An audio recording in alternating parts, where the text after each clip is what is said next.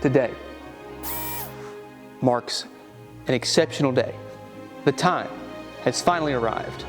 The engine will descend from the sky and nestle itself in between the fenders of our 58 Plymouth. Will you stick around to see what happens?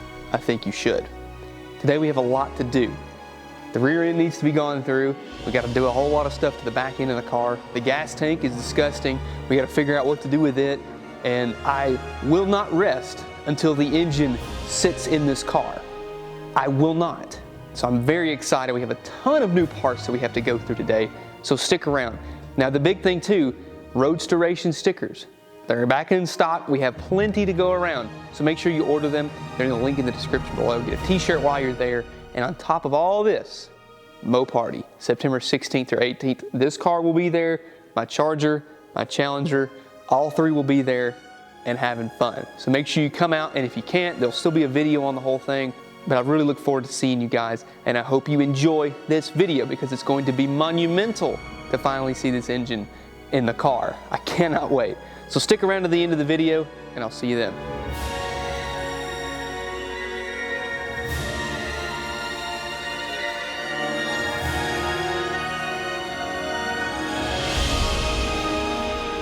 We moved our attention to the back of the car here. Now the thing is about this rear end here is it actually has a spindle nut. It has a bolt-on hub that you actually have to get a hub puller to pull the drum off. Now I've seen a lot of horror stories with trying to get these hubs off and get the drum removed. So instead of dealing with any of that, we're just gonna take this one out. What I have is another 8 3/4 that's supposed to be able to be very close to the dimensions of what this one is. So we're gonna take this one out, replace it with this one, and see what we have. Now, if it's kind of close or not even close at all, we can move spring purchase or do whatever we have to do. But the first thing we're gonna do is just get this rear end out and compare it to our new one.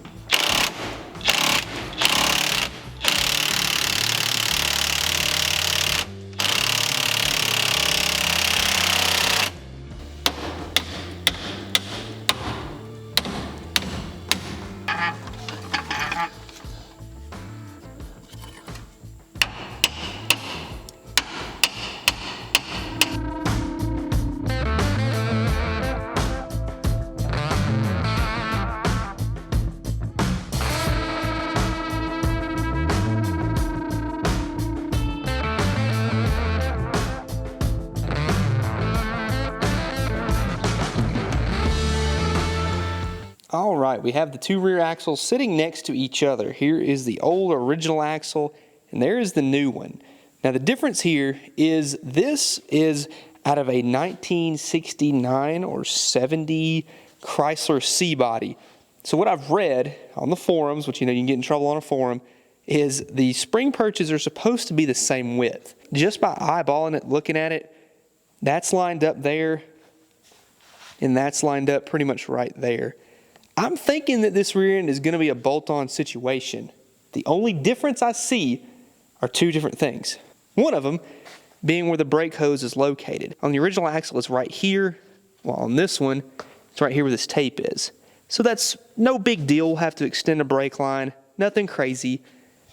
On top of that, the width. Look at the difference. So the track width is going to be a little bit wider, but I guess, it never hurt anybody. Have a little bit of wider rear axle, it's gonna be okay.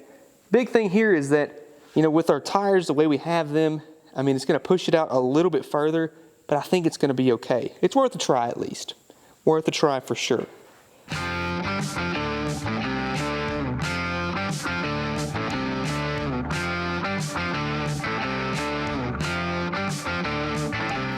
I wrestled the axle in, but the problem here lies in the spring perch width. Now, I was told from these forums that this axle is supposed to be the same width as the actual spring purchase from the factory, or at least very close to it. The problem here is it's not. So this axle may or may not be what I thought it was supposed to be whenever I traded for it. I don't know. I have no idea. The thing is, this is about 2.5 inches too wide. So I'd have to move these inboard about 1.25 inches on each side. I'm still afraid that the axle itself is way too wide.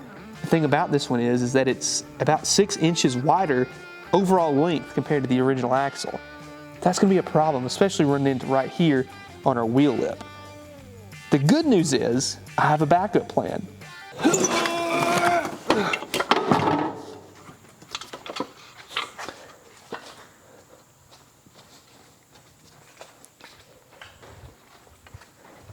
Whew.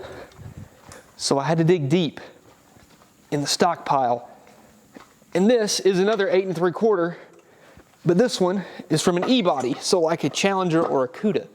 The thing about this one is the spring perches are, I think, 1/4 of an inch too wide, at least based on my measurement from this other one.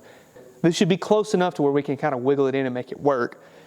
And the only problem is we don't have a center section, we're missing an axle, the brakes are destroyed, but we have brake cables, so that's nice, I think. So we just need to remove this one, throw this one up in there, see if it'll fit.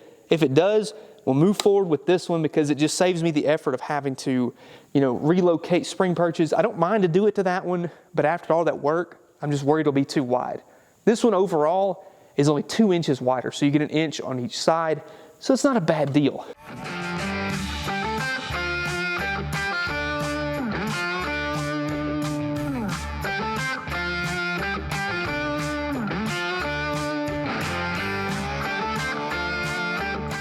Well, hot dog, that one actually fit, and it dropped right in the spring perch where it needs to, so that's awesome. Now I'll probably have to correct for pinion angle. We could do that with some shims, but that's not a big deal. Biggest problem with this rear end is the fact that there are no axles, or at least good axles. This one over here is missing. We can use the center section from that other rear end over there. We'll just have to get axles, I guess, bearings and everything. No big deal. We can make this work and make it do it. Just gotta make it happen, guys. But look at that. No more modification for that one, and it's just a smidge wider, so it's not gonna be a problem. This housing has one axle in it, so I was able to actually test fit the wheel, and that's plenty of room right there. Like I said, it's about an inch wider on both sides, so it's a 2 inch overall, but it pushes the wheel out an inch. But with these tires here and these wheels, it's not a big deal. So if we wanna go with a little bit wider, I think we have the opportunity. So there's plenty of room up in that wheel well. Perfect. Well, I think it's about time we pull the axle back out, start cleaning it up. Now you guys know what time it is. Poppy's patina is gonna go on this rear axle because they make the best stuff. And when it does, it'll convert that rust and lock it in its place. So let's get this rear end looking good.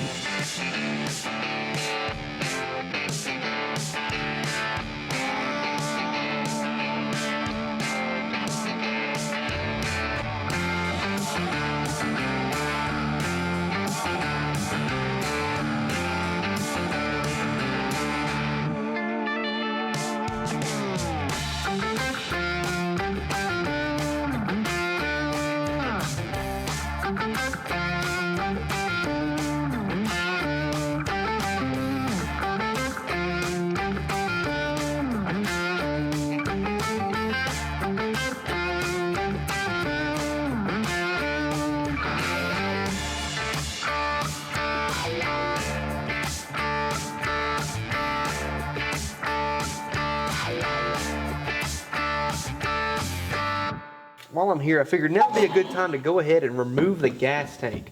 No telling what's in here.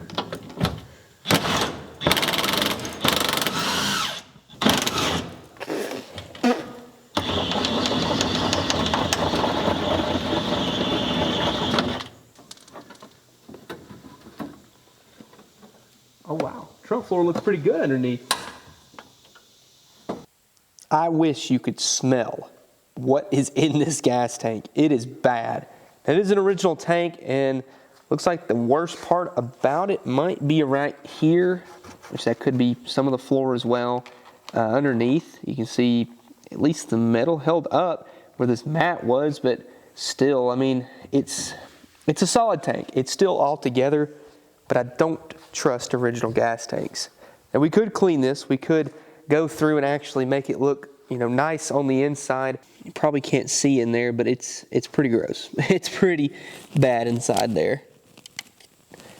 There you can kind of see some of the rust coating. So, I mean, you'd have to go through this whole thing and, you could clean it. You can do all sorts of coatings on it. But at the end of the day, if you missed a spot and one of these things just flaked off and then got up in your fuel filter or fuel line, you're not going to have a good day. So we're just going to not even worry about this tank. get a brand new one with a sending unit, and just deal with it. I think that's money ahead to not have to even worry about it ever again. I think one of my biggest flaws is that I really, really want things, at least that I've touched, to look good, to the point where it's almost unrealistic, I guess you could say. So it's hard for me to take that rear axle here and drop it in on these leaf springs. I just really can't fathom putting a nice looking repainted rear axle in here. I mean, it's disgusting. It's all original. I mean, it's not perfect, but it's for the most part solid. I mean, yes, there's going to be some holes in this floor, but we can make it better. I can't stand to see the underside of this car be solid rust that I could fix. I mean, I'm right here with everything out. I guess my motto is while I'm here. That's my problem. And I guess that's why it takes me so long sometimes to make this content, is that I just sit here and do stuff that nobody's going to see. Like, who's going to even see the underside of the car when it's done? But I'll know, and I'll feel better about the fact that it looks good.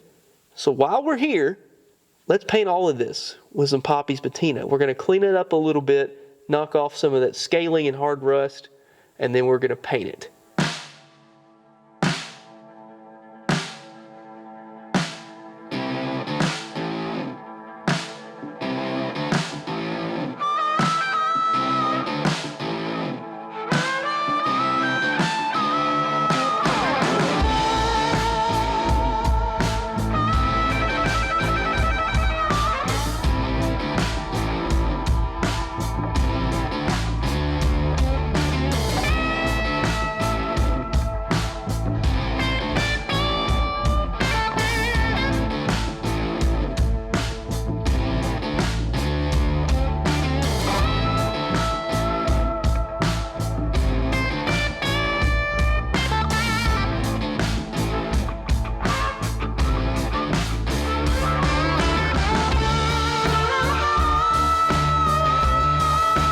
Wow. Whoa. That was bad. Very, very dusty underneath that car.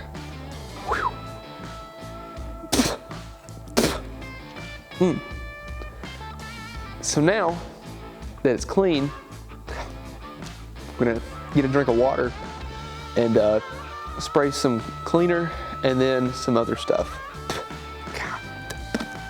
It's disgusting. This is your reminder to wear a mask and some kind of safety glasses when you're doing something like this. Because look at all this stuff on the floor. This right here was everything that came out from underneath the car, swept up in a nice neat pile, but it was literally everywhere underneath the car. You gotta be careful doing this stuff. Now on top of the Poppy's patina, we're gonna go with the Duplicolor Premium Undercoating. It's got sound deadening material, so it's great to go underneath the car. Let's start spraying.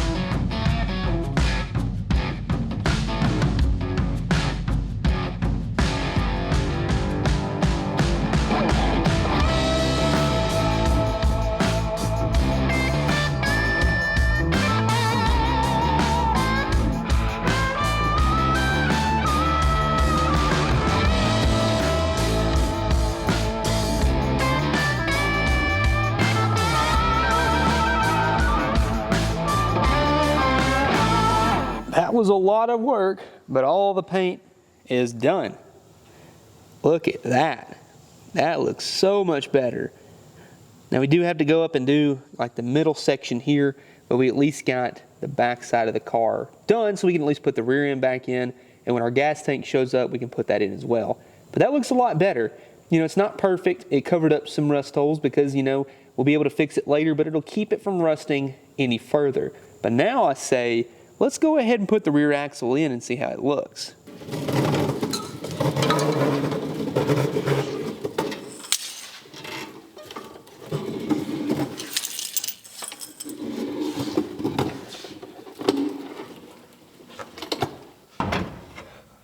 Alrighty, let's get this axle put in for the last time. One side.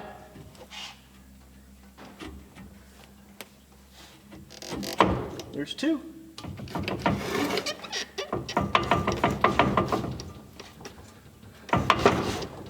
There we go. Axle's in. Golly Bill, look at that. Does that not look good? All that freshly painted rear end looks good. That Poppy's patina really shines. We've got that Duplicolor undercoating to do the trick. Man, I tell you what, it really is nice to finally see something like this come together.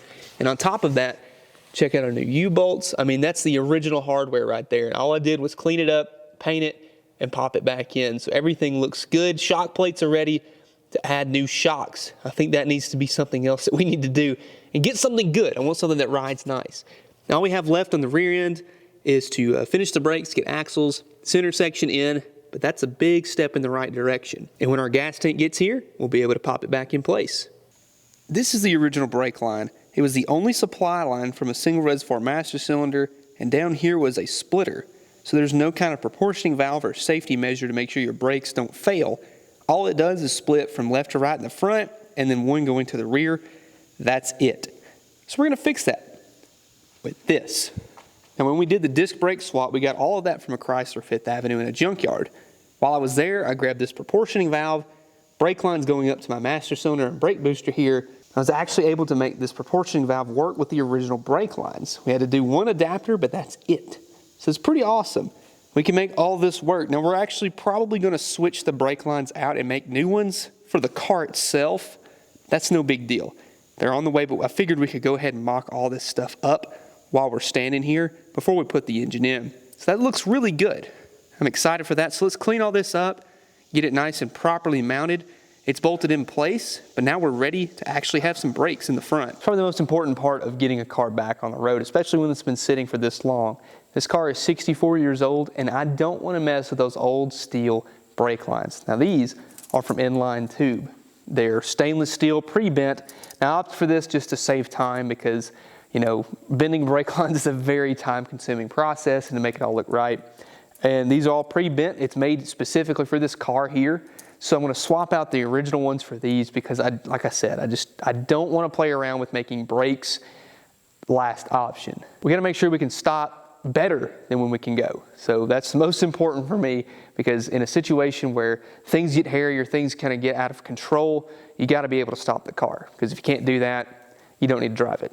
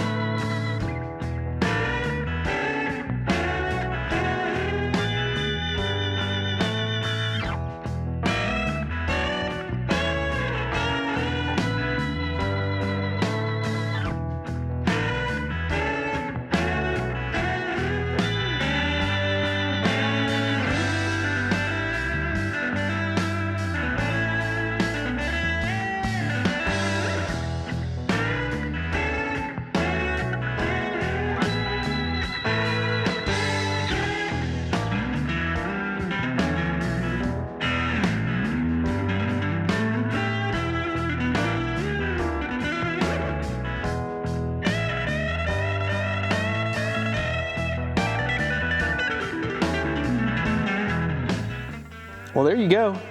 Brake lines are ran from the front. A little complicated, had to make some bends to make it work. We're not dealing with factory stuff, so that's just how it goes. But I think it turned out looking pretty good. I had to cut that one right there on the top side just because it was too long. But we'll reflare it and then make it work. But on top of that, I mean, I think it looks pretty good. In my opinion, I'm excited about it, and we have all new brake lines, so we know we don't have to worry. Now, we do have to run the one that goes to the rear of the car, but I say we do something a little bit more entertaining, and it's right over here. I say we put the engine in. My microphone decided to cut out, but what I'm showing you here is the new flywheel for all the 4-speed goodness. This is a brand new flywheel, new ring gear, new surface, nothing fancy, just a factory replacement. I decided to go with this because finding an original one and then resurfacing it would probably cost about the same as just buying a brand new one. So that's what we did. We're going to bolt this on, torque it down with our ARP bolts, and then bolt the bell housing on. We'll save the clutch for later because we might have to pull this engine back out, but here we go.